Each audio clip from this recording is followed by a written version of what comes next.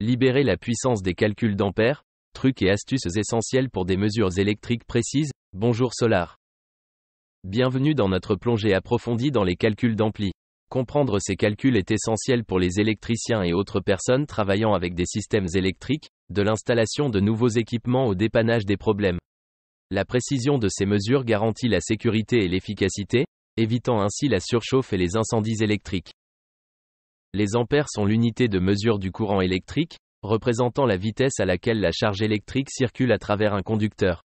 Comprendre comment mesurer les ampères nous permet de déterminer les surcharges, les courts-circuits ou les câblages inappropriés, contribuant ainsi à éviter les risques électriques.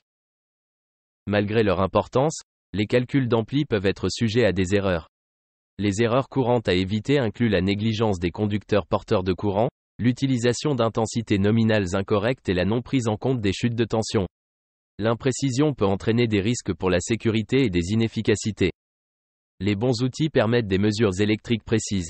Un multimètre numérique, une pince multimètre, une sonde de courant et une pince à dénuder sont indispensables pour tout électricien.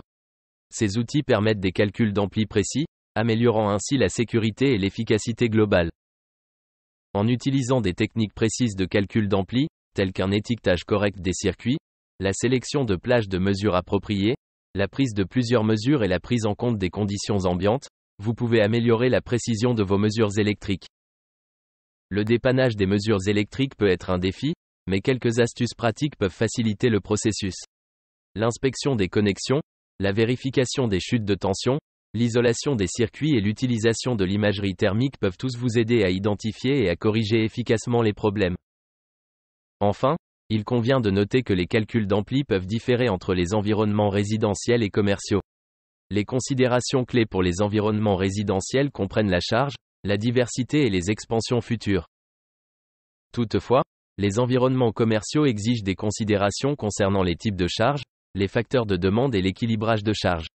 En comprenant ces différences, vous pouvez garantir des opérations électriques précises et sûres dans n'importe quel environnement.